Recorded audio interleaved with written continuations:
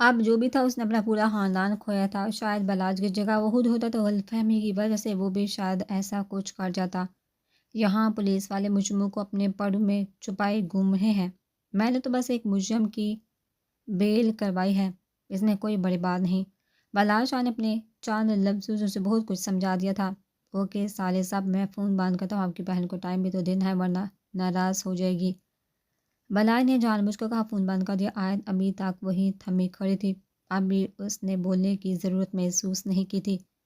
Hello فرجاد، ذرا میرے بڑے سالے کا منہ تو بند کرواؤ، میرے کام میں ٹانگ اٹھانے کا شوق چڑھا ہے اسے۔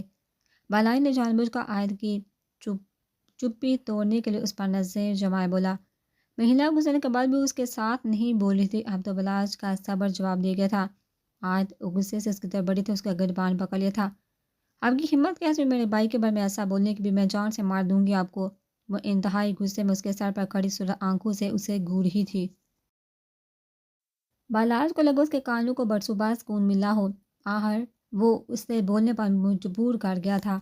وہ یک تک اسے دیکھنے لگا۔ آیت نے اس کی خاموشی پر اسے چھوڑ کر اس کا موبائل اٹھانا چاہا۔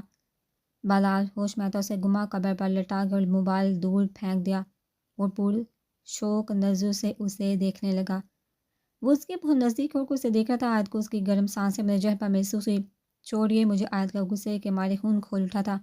اس کو پورے خاندان کے سامنے رسوا کر چکا تھا اور اب اس کے سامنے بیٹھ کر اس کے بھائی کو مارنے کی دھمکی دے رہا تھا۔ آنسو نہ چاہتے ہوئے بھی نکل کر گالوں پر بہنے لگے تھے۔ وہ اسے دور دھکیلنے لگی۔ بالاج نے اسے دونوں ہاتھوں کی انگلیوں میں اپنی انگلیاں پھنسا کر اوپر لگایا تھا اور اس کی گردن پر جھکا۔ اس کے نم بالوں سے اٹھی بینی بینی خوشبو سے مدہوش کر رہی تھی۔ آیت نے اس کے لمس پر غصے سے اپنا پاؤں پٹھے تھے، وہ اپنی طلب پوری کر کے اسے دور ہوا۔ آیت نے اس کے سینے پر ہاتھ رکھ کر دور دھکیلا اور وہاں سے اٹھ کر جانے لگی۔ ریلیکس جانب، اس نے آیت کا ہاتھ تھامنا چاہا مگر وہ بیڈ سے اتر کر دور جا کر کھڑی ہوئی تھی۔ آئندہ میرے بھائیوں سے دور رہنا ورنہ میں آپ کو جان سے مار دوں گی۔ وہ بالاج کو نفرت سے دیکھ کر پھڑ پڑی تھی۔ بار بار اپنے بھائیوں کی گردان پر بالاج کا خون کھول اٹھا تھا۔ وہ 2 قدم کا فاصلہ طے کرتے اس تک پہنچ کر اس کا گال اپنے ہاتھ سے دبوچ گیا۔ تم اپنے ان گھٹیا بھائیوں کی وجہ سے مجھے جان سے مارو گی؟ وہ اس کا منہ سرزے سے جگڑے پوچھنے لگا۔ گھٹیا آپ ہو، اس وجہ سے گھٹیا طریقے سے مجھ سے شادی کی؟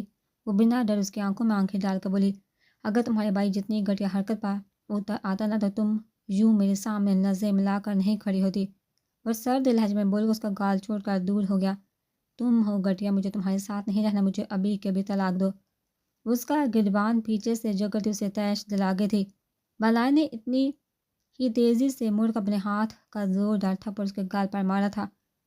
اس کا طلاق مانگنا اور اپنے بھائیوں کی وجہ سے اسے گھٹیا کہنے سے جلتے انگاروں پر لوٹا گیا تھا۔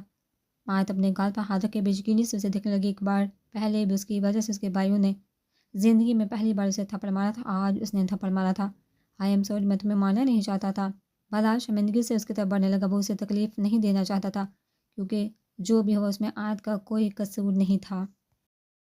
مت لگانا مجھے ورنہ میں خود کو ختم کر دوں گی، وہ اس کا ہاتھ جھٹکتی چلائی تھی۔ بالاج نے بے بسی سے اسے دیکھا جس کے گال پر اس کی انگلیوں کے نشان واضح نظر آ رہے تھے۔ وہ اس کی کنڈیشن سمجھ رہا تھا مگر آیت کے منہ سے طلاق لفظ برداشت نہیں کر پایا۔ آیت میری بات سنو، میری نظر سے دور ہو جائیے، میں آپ کی شکل نہیں دیکھنا چاہتی، نفرت کرتی ہوں میں آپ سے۔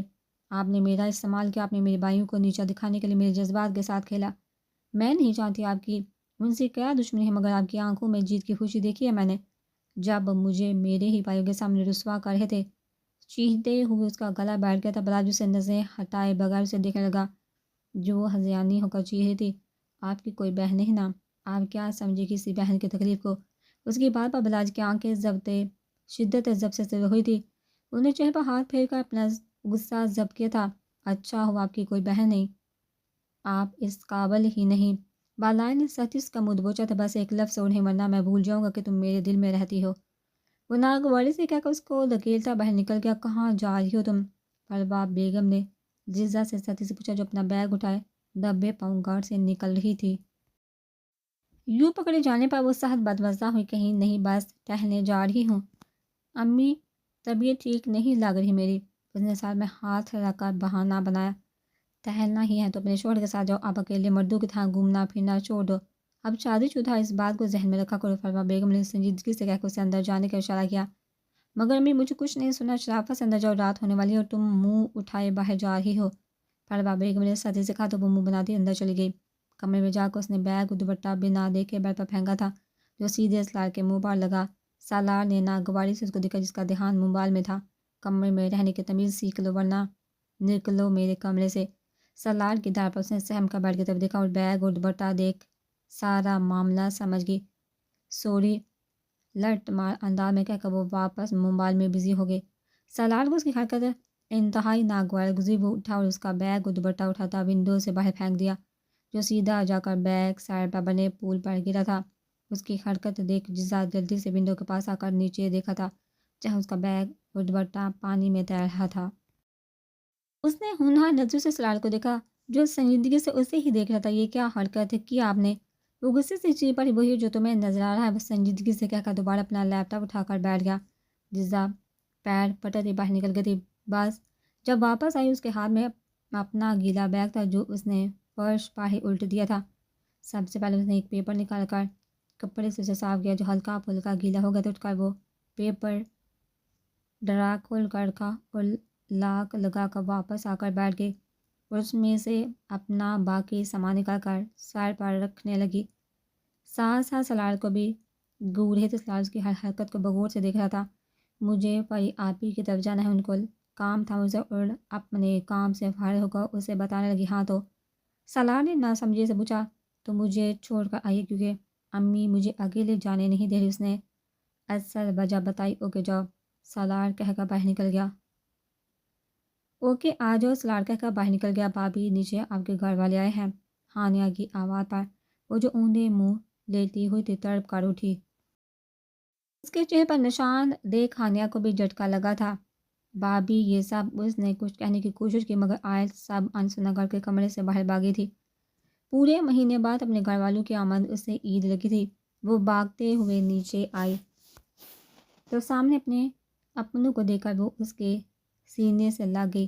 اماں جان نے افسوس سے آیت کو دیکھا جس کے چہرے پر نشان انہیں شرمندہ کر گیا تھا۔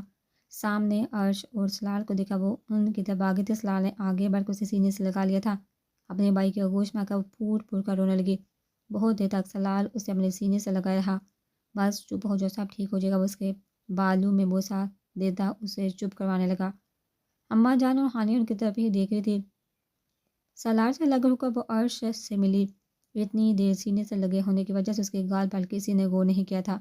اچانک سالار کی اس کے گال پر نظر پڑی تو اس کی آنکھوں سے شعلے نکلنے لگے۔ چہرہ غصے کی شدت سے حتی ناخن تک لال ہو گیا تھا۔ عرش کا بھی سیم یہی حال تھا۔ یہ کس نے کیا ہے؟ سالار اس کا ہاتھ پکڑ کر سیدھا گیا اور سرد لہجے میں پوچھا۔ وہ ایک دم ہڑبڑا گئی۔ اس کے دونوں بھائی سوالیہ نظروں سے دیکھ رہے تھے جبکہ آگے کا سوچ کہانی اماں جان کے چہرے پر پریشانی چھا گئی تھی۔ کچھ نہیں بھائی، یہ غلطی سے میں گر گئی۔ بکواس مت کرو، بالکل چپ، مجھے صرف سچ سننا ہے۔ وہ انتہائی غصے سے چیخ پڑا۔ آیت نے گھبرا کر اماں جان کو دیکھا جو نفی میں سالہ ہلا رہی تھی۔ جو بھی تھا آہت ان کا پوتا تھا، وہ کیسے اپنے پوتے کے خلاف کچھ ہوتا دیکھ سکتی تھی؟ کسی نے کچھ نہیں کیا بھائی، اس نے نظریں جھکائے جواب دیا۔ اپنے پوتے سے کہیے گا بدلہ لینے کا اتنا شوق ہے تو مردوں کی طرح سامنے سے آ کر مجھ سے مقابلہ کرے، اردو کا استعمال کرنا چھوڑ دے۔ تم یہاں نہیں رہوگی، چلو میرے ساتھ۔ سالار آیت کا ہاتھ پکڑ کر اسے لے جانے لگا۔ بیٹا بیٹھ کر بات کرتے ہیں، اس طرح جلد بازی نہیں کرتے۔ اماں جان اس کے پیچھے چلتی کہنے لگی۔ آیت رپورٹ کی طرح اس کے ساتھ کھینچتی چلی جا رہی تھی۔ اتنی بھی کیا جلدی ہے، سالے صاحب گھر آئے تو اپنے بہنوں سے تو مل کر تو جائیے۔ بالا شاہ بلیک شلوار قمیض پہنے دروازے سے اپنی پوری شان سے انٹر ہوا تھا۔ فجال بھی اس کے ساتھ ہی تھا۔ اسے دیکھا عرش جیسے دھیمے مزاج کے شخص کا خون بھی بری طرح سے کھول اٹھا تھا۔ انہیں بلاج کا گریبان پکڑ کر جھٹکا دیا تھا۔ اب منظر ایسا تھا، بلاج دروازے میں ان کے سامنے کھڑا تھا جبکہ ان سب کا رخ دروازے کی طرف تھا۔ بلاج نے ناگواری سے عرش کو بھی پھر اس کے ہاتھ کو دیکھا۔ آیت نے گھبرا کر اپنی گرفت سالار کے ہاتھ میں سرد کی۔ وہ اس کا ہر روپ دیکھ چکی تھی، اس کے غصے سے بھی بخوبی واقف تھی۔ ہاتھ ہٹا اور بلاج نے سرد لہجے میں بولا، تم جیسے گھٹیا شخص سے میں بات بھی نہیں کرنا چاہتا، جسے اردو کو عزت تک دینا نہیں آتا۔ عرش اس کے گریبان چھوڑتا آیت کا دوسرا ہاتھ پکڑتا نکلنے لگا۔ میری بیوی میری اجازت کے بغیر کہیں نہیں جائے گی۔ اس نے اپنی نظریں آیت پر جمائے، کہا جو اپنے بھائیوں کے ساتھ کھڑی تھر تھر کانپ رہی تھی، تم ہمیں نہیں روک سکتے، اس کو لے جانے سے تم اس قابل ہو ہی نہیں کہ میری بہن تمہارے ساتھ رہے۔ سالار دان پیس کا بولا، بلاج بیٹا اندر آ کر بات کرو، ایسے مسئلے حل نہیں ہوتے۔ اماں جان متفکر سی بولی، ہم یہاں پڑھنے نہیں آئے، ہم اپنی بہن کو لینے ہیں اور لے کر ہی جائیں گے۔ سالار نے سنجیدگی سے جواب دیا، پہلے اپنی بہن سے پوچھ تو لو، وہ اپنے پیارے بھائیوں کے ساتھ جانا بھی چاہتی ہے یا نہیں۔ بالار نے مسکراتی آنکھوں سے آیت کی آنکھوں میں دیکھا تھا۔ وہ اس کی بات میں چبھی دھمکی اچھے سے سمجھ گئے تو اس کا دل زور سے دھڑکا۔ آیت ہمارے ساتھ ابھی عرش کی بات مکمل بھی نہیں ہوئی تھی، اس نے آرام سے اپنا ہاتھ عرش کے ساتھ ساتھ سالار کے ہاتھ سے بھی نکال لیا تھا۔ ان دونوں نے بے یقینی سے مٹ کر آیت کو دیکھا جو شرمندگی سے ان سے نظریں چرا رہی تھی۔ آیت، میں نے کہا چلو ہمارے ساتھ، تم اس کے ساتھ اب نہیں رہو گی۔ سالار نے غصے سے اس کا ہاتھ پکڑنے کی کوشش کی۔ بھائی میں بعد میں آؤں گی بلاج کے ساتھ، میں یہاں بہت خوش ہوں، اس نے نظریں جھکائے جواب دیا، چہرہ آنسو سے تر تھا۔ آیت تمہیں اس سے ڈرنے کی ضرورت نہیں، ہم جانتے ہیں اس نے تمہیں زبردستی رکھا ہے، تم خوش نہیں ہو، تمہیں گھبرانے کی ضرورت نہیں، تمہارے بھائی ساتھ ہے تمہارے، ہم تمہیں خوش نہیں ہونے دیں گے، چلو۔ عرش نے اسے محبت سے سمجھانے کی کوشش کی، میں خوش ہوں بھائی، میں نہیں جانا چاہتی آپ لوگوں کے ساتھ۔ آیت کا دل کیا شرمندگی سے ڈوب مرے، نہ چاہتے ہوئے بھی وہ اپنے بھائیوں کے خلاف جا رہی تھی۔ سالار بے یقینی سے اسے دیکھنے لگا۔ سن لیا جو اب تم لوگوں نے، آپ نکلو۔ سن لیا جواب تم لوگوں نے، اب نکلو میرے گھر سے۔ بلال ناگواری سے بولتا آیت کے گرد بازو پھیلا گیا، جس کا مطلب خانزادوں کے سامنے اپنی برتری دکھانا تھا۔ سب کے سامنے اس حرکت پر آیت شرم سے زمین میں گرنے والی ہو گئی۔ سالار نے نفرت سے بلاج کو دیکھا تھا، باقی سب تماشائی بنے کھڑے تھے۔ میں آخری بار پوچھوں تم سے چل رہی ہو ابھی ہمارے ساتھ یا نہیں؟ سالار نے آیت کو دیکھا، پوچھا، لہجہ انتہائی سادہ۔ اس نے ایک نظر اپنے دونوں بھائیوں کو دیکھا جو اس کے جواب کے منتظر تھے، پھر اپنی گردن موڑ کر بلاج کو دیکھا جو پر اصرار مسکراہٹ کے ساتھ اسی کو دیکھ رہا تھا۔ زبان سے کچھ بول کر بھی وہ اس کی آنکھوں کی دھمکی سمجھ گئی تھی۔ بے ساتھ اس کی گردن نفی میں ہل کے سالار نے مزید کچھ نہ کہا، وہاں سے نکل گیا۔ آیت نے تکلیف سے اپنے بھائی کو دیکھا اور اس کے پاس آیا، تم نے آج بہت غلط کیا، وہ افسوس سے کہہ کر خود بھی وہاں سے نکل گیا۔ ان کے نکلتے وہ زمین پر بیٹھتی چلے گی۔ اس کو رونا دیکھ بلاج کو دکھ سے زیادہ غصہ آیا، کیونکہ ان آنسو کی وجہ وہ اب بھی اس کے بھائیوں کو سمجھ رہا تھا۔ انہیں آیت کو اٹھانے کی کوشش کی مگر اس نے بلاج کا ہاتھ دور جھٹکا، ہاتھ مت لگانا مجھے، وہ نفرت سے چلائی تھی۔ وہ سب کے سامنے اس کے یوں دھتکارنے پر ضبط کر گیا، تم نے فاطمہ کا بدلہ لینے کے لیے آیت سے شادی کی؟ اماں جان کی بے یقین آواز سن کر بلا نے ان کی طرف دیکھا تھا۔ آیت جو رونے میں مصروف تھی جھٹکے سے سر اٹھایا۔ یہ نام اس نے پہلے بھی سنا تھا، سالار کے ساتھ یہ نام اس نے بہت بار سنا تھا۔ اماں جان آپ کمرے میں جائیے، آپ کی طبیعت خراب ہو جائے گی۔ فرجاد نے اماں جان کو ہامتے دے کر کہا، نہیں جانا مجھے، جواب دو تم ابھی۔ وہ فرجاد کو دور کرتی بلاج کے سامنے آ کھڑی ہوئی تھی۔ اماں جان میں بعد میں آپ کو سب سمجھاؤں گا۔ اس کی بات مکمل ہوتی اماں جان کا کام تھا، ہاتھ اٹھا اس کے چہرے پر چھاپ چھوڑ گیا۔ آیت روحانی نے اپنے منہ پر ہاتھ رکھ لیا تھا، چپ، ایک لفظ نہیں، تمہاری ایسی پرورش نہیں کی میں نے اور تمہارے ماں باپ نے ایک عورت کو استعمال کرو۔ مجھے لگا تم اس سے محبت کرتے ہو، تمہارے کہنے پر میں تمہارا رشتہ لے کر گئے تھے، مگر نہیں، تم نے صرف اس کے باعث سے بدلہ لینے کے لیے اس کا استعمال کیا۔ تم نے ایک عورت پر ہاتھ اٹھایا، ہم نے تمہیں عورت کی عزت کرنا سکھایا تھا، اسے بے عزت کرنا نہیں۔ تمہیں اتنا ہی غصہ تھا تو تم اس کے باعث سے بدلہ لیتے، اسے سزا دلواتے، تم نے اس معصوم کو کیوں استعمال کیا؟ اماں جان بولتے ہوئے کانپ رہی تھی۔ آیت سکتے کی حالت میں سب سنتے آخر کس بات کے بدلے کی بات کر رہے تھے وہ لوگ کیا کیا تھا اس کے بعد نے؟ اس نے بلاج کے ضبط سے چہرے پڑتے چہرے کی طرف دیکھا، جواب دو مجھے۔ اماں جان غصے سے چیخ پڑی، آپ اس کو سزا دلوانے کی بات کریں جس کا اپنا بھائی اس کی پشت پناہی کرتا ہے؟ اس نے سالار خانزادہ کے خلاف کوئی ثبوت نہیں رکھا، نہ مجھے ان ثبوتوں کی ضرورت ہے، ویسے بھی میں اسے اتنی آسان سزا دینا نہیں چاہتا تھا۔ اگر میں اسے جان سے مار دیتا تو اس کے ساتھ اس کی تکلیف ختم ہو جاتی، اگر جیل کرواتا تو کچھ دنوں یا کچھ سالوں بعد باہر آ جاتا، اور میں ایسا نہیں چاہتا تھا۔ میں اسے ایسی تکلیف دینا چاہتا تھا جو اسے پل پل مارے، اس لیے میں نے اس کی بہن کو استعمال کیا۔ ان خانزادوں کی جان بسی اپنی بہنوں میں، اس لیے میں نے اسی جان کو قید کر لیا، اور ان کو پھڑ پھڑاتے دیکھ جو سکون مجھے ملا میں بتا نہیں سکتا۔ اس کے چہرے پر موجود صفاقی دیکھ کر سب ہی شوق تھے، ایک فرجاد ہی تھا جو اس کے ہر عمل سے واقف تھا۔ آپ کو کیا لگا تھا اس سے مجھے محبت ہوگی جس کے بعد نے میری بہن کی عزت رون کر اس کا بے رحمی سے قتل کر دیا؟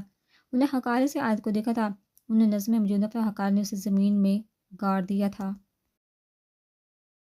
کچھ بھی کیسے لیا آپ نے، اس کے ساتھ ساتھ اس کے پورے خاندان سے نفرت کرتا ہوں میں، اور اس کے بھائی کی سزا یہ بھگتے گی۔ دنیا کر یہاں سے واپس جانے کے بارے میں سوچا بھی تو اس سے پہلے اس کے بھائیوں کی لاشیں پہنچے گی گھر۔ آیت سن ہوتے دماغ کے ساتھ اس کی نفرت بڑے الفاظ سے برداشت کر رہی تھی۔ اس کے لفظوں نے تو آیت کو ہلنے کے قابل نہیں چھوڑا تھا۔ اس کے بھائی پر ایسا گندا الزام کیسے لگا سکتا تھا؟ اس کا بھائی کبھی بھی ایسا نہیں کر سکتا۔ اماں جان اپنی پوتے کا یہ الگ روپ دے کر سکتے میں جا چکی تھی۔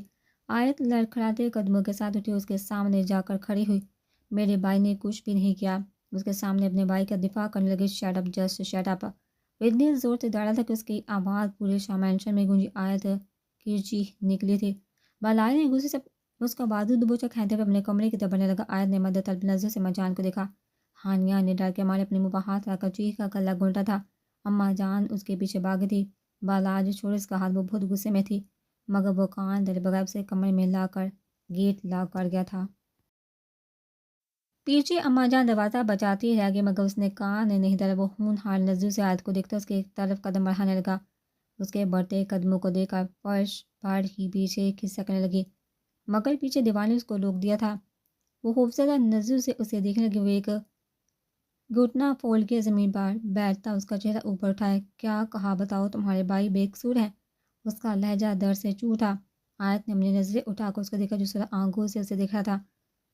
میرے بھائی کسی کے ساتھ ایسا نہیں کر سکتے، وہ اٹکتے ہوئے بولی۔ بلال نے اس کے بال سہتی سے اپنی مٹھی میں دبوچے۔ مجھے اپنے سامنے درد کی ایک لہر اٹھتی محسوس ہوئی۔ اس نے تکلیف سے ایک سسکی لی۔ میری بہن کو بلا کر اس کے ساتھ جانوروں کی طرح سلوک کیا گیا اور پھر اپنی زندگی دکھانے کے بعد اس کا قتل کر دیا۔ پھر بھی تم کہتی ہو تمہارے بھائی نے کچھ نہیں کیا؟ اس کے چہرے پر جھکا چہرہ تھا، اس کے لہجے میں زخمی شیر جیسی پھنکار تھی۔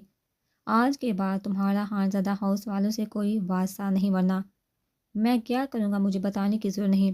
وہ اسے چھوڑتا اٹھ کر کمرے سے نکل گیا۔